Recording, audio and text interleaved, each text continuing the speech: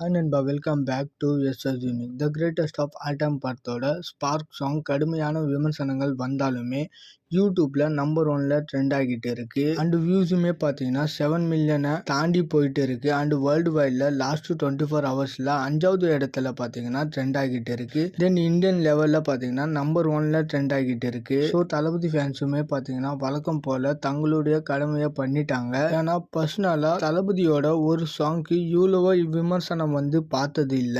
அதையும் மீறி வியூஸ்ல சம்பவம் பண்ணிருக்குன்னா அதுக்கு தளபதி மட்டும் தான் ரீசன். அண்ட் இந்த பாடலுக்கு இவ்வளவோ கடுமையான விமர்சனங்கள் வந்ததுக்கான ரீசன் என்னன்னு பாத்தீங்கன்னா, ஒரு பக்கம் யுவன் அவர்களோட மியூசிக் இம்ப்ரெசிவா இல்ல அப்படின்ற ரீசனா இருந்தாலும், இன்னொரு பக்கம் தளபதியோட லுக் நிறைய பேருக்கு டிசப்பாயின்மெண்ட். ஸோ ரெண்டுமே சேர்ந்துட்டதால சாங் மேல நெகட்டிவிட்டி. பாடல் ஒர்க் ஆகலனா படம் ஒர்க் ஆகாது அப்படின்றது அர்த்தம் இல்ல. ஈவன் படம் வெறித்தனமா இருந்துச்சுன்னா அந்த ஃப்ளோல பாடலையும் விரும்ப ஆரம்பிச்சுடுவாங்க. அதுவும் பாடல் பயங்கரமா ஹிட் ஆகிற படம் பெருசா ஓடாது. எக்ஸாம்பிளுக்கு பீஸ்ட் படத்தையே சொல்லலாம். அரபி குத்து பீஸ்ட் மூடெல்லாம் வெறித்தனமா இருந்துச்சு. பட் படம் பாக்ஸ் ஆபீஸ்ல வெற்றி பெற்றாலுமே விமர்சனம் ரீதியா பாத்தீங்கன்னா ரொம்பவே அடி வாங்குச்சு. So the greatest of all time படத்துக்கு அது அப்படியே ரிவர்ஸா நடக்கிறதுக்கான வாய்ப்பும் இருக்கு. ஏன்னா the greatest of all time படத்தோட கேஸ்ட் அண்ட் க்ரூவை தவிர எல்லாருமே the greatest of all time படத்தை பத்தி பயங்கரமா சொல்றாங்க. ஸ்கிரீன் பிளே எல்லாம் பயங்கர பட்டாசா இருக்கு அப்படின்ற மாதிரி